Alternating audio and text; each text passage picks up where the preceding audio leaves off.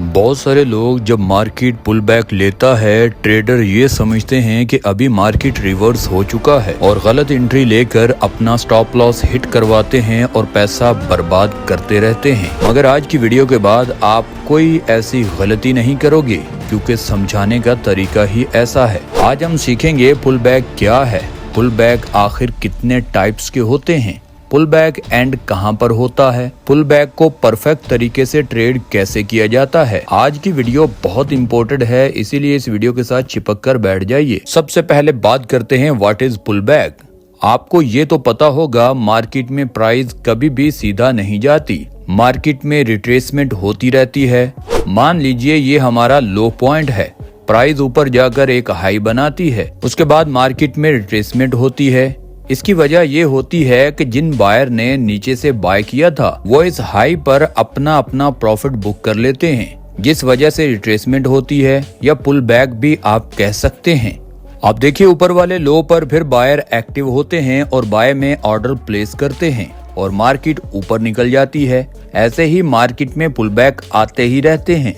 Down trend में भी same इसी तरह ही होता है। जब मार्केट अप ट्रेंड में हो तो ये जो हमारा मूव होता है इसको इम्पल्सिव मूव कहते हैं। जब मार्केट रिट्रेसमेंट देता है यानी पुल बैक देता है, उस मूव को करेक्टिव मूव कहते हैं। डाउन ट्रेंड में भी फर्स्ट मूव को इम्पल्सिव मूव और रिट्रेसमेंट वाले मूव यानी पुल बैक वाले मूव को करेक्टिव मूव कहते हैं। अब बारी है पुल बैक को देखते हुए परफेक्ट तरीके से ट्रेड कैसे लेनी है, ये मैं थोड़ा आगे जाकर बताता हूँ। हम पहले थोड़ा ये जान लेते हैं कि आखिर पुल बैक कितने टाइप्स के होते हैं। तो देखिए पुल बैक 2 टाइप के होते हैं, simple pull back and compulsive pull back. Simple pull back में मार्केट छोटा सा मूव देती है, यानी 1 या 2 कैंडल बनती हैं। आप चार्ट पर भी देख सकते हैं, आपको जल्दी वाज़े पता चल जाता है कि ये पुल बैक है। जैसे आप चार्ट पर भी देखिए ये छोटा सा मूव आया है तो बंदा कंफ्यूज नहीं होता। अब बारी है कॉम्प्लेक्स पुल बैक। ये बहुत सारे लोगों को मार्केट में फंसाने के लिए होता है। मान लीजिए मार्केट अप ट्रेंड में है तो मार्केट जिगजैग बनाते हुए कॉम्प्लेक्स पुल बैक देती है, ताकि बिगिनर ट्रेडर सोचे मार्केट रिवर्स हो चुका है और वो सेल में ट्रेड लें और मार्केट उन्हें जल्दी से ट्रैप करके उनका स्टॉप लॉस हड़प करे। देखिए मार्केट ट्रेडर को फंसाने के बाद ऊपर ही जाएगी। तो आपको याद रखना है, जब तक प्राइस इस तरह के मेजर स्विंग को ब्रेक नहीं करती, आपको ट्रेंड के साथ ही रहना है। ट्रेंड के अगेंस्ट ट्रेड आपको बिल्कुल भी नहीं लेनी। अब देखिए पुल बैक को परफेक्ट तरीके से ट्रेड करने के लिए आपको फिबोनाची रिट्रेसमेंट का भी अच्छे से इस्तेमाल करना चाहिए और आपको करना आना भी चाहिए। उस पर ऑलरेडी हमने एक वीडियो बनाई है, पूरी जाकर आप हमारे चैनल पर देख सकते हैं। कुछ सेकंड आपको यहाँ भी प्ले करके दिखा सकते हैं ताकि आपको मोटा मोटा समझ आ जाए। मुकम्मल वीडियो आप चैनल पर देख सकते हैं। अब एक और चीज इम्पोर्टेंट आपको बता दूं, अप ट्रेंड में मार्केट है, बहुत सारे लोग कंफ्यूज होंगे कि मार्केट बहुत सारे स्विंग लो बनाती है, आखिर किस स्विंग लो को प्राइस ब्रेक करे तो हम बाय की बजाय सेल में एंट्री लें, यानी हमें पता चल जाए कि ट्रेंड रिवर्स हो चुका है। तो ये बहुत सिंपल है, आपको आखिरी ब्रेकआउट देखना है और उस ब्रेकआउट से पहले स्विंग लो जो बना है वही मेजर स्विंग लो होगा। ये हमारा हाई था, प्राइस ने इसे ब्रेक कर दिया। ब्रेकआउट से पहले का स्विंग लो अगर प्राइस इस स्विंग लो को ब्रेक कर देती है तो ये इनवैलिड ट्रेंड हो जाएगा, यानी अप ट्रेंड ये वैलिड नहीं है। जब तक इस स्विंग लो को प्राइस ब्रेक नहीं करता आपको सेल में बिल्कुल एंट्री नहीं लेनी। अब आपको सिर्फ विक को ब्रेकआउट नहीं कंसीडर करना। मान लीजिए कोई कैंडल इसके नीचे क्लोज होती है, तब ही आप ट्रेंड को रिवर्स मानेंगे। मार्केट अगर यहाँ पर कोई विक बनाती है तो ये ब्रेकआउट नहीं होगा। अब चार्ट पर भी देख लीजिए, मार्केट ने रिसेंट इस हाई को ब्रेक किया।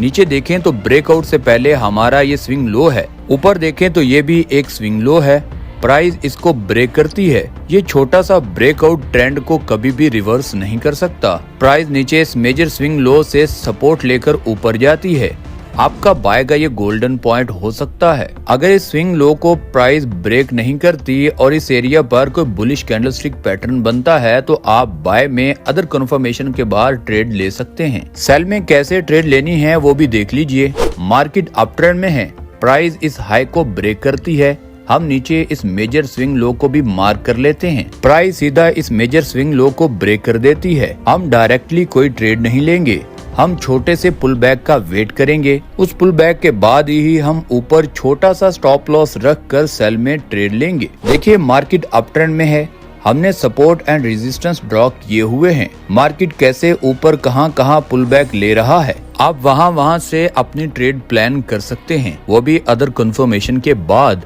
और ये भी याद रखें कभी कभी प्राइस अपने पुल बैक से पहले भी रिवर्स हो सकती है, ये पॉइंट भी आपके दिमाग में जरूर होना चाहिए। मूविंग एवरेज इंडिकेटर को भी बहुत सारे लोग इस्तेमाल करते हैं, अब उसको भी देख लीजिए। डाउन ट्रेंड के दौरान आपके पास बहुत सारे पॉइंट्स हैं इंटर होने के लिए। अगर आप डाउन ट्रेंड में ट्रेंड लाइन ड्रॉ करते हैं तब भी आपको क्लियर पुल बैक नजर आ रहे हैं और कैसे मार्केट नीचे आ रही है। आखिर में मैं ट्रेड कैसे लेता हूं, तो देखिए मार्केट अप ट्रेंड में है और इस रेजिस्टेंस एरिया को प्राइस ने ब्रेक कर दिया। रेजिस्टेंस हमारी सपोर्ट बन चुकी है।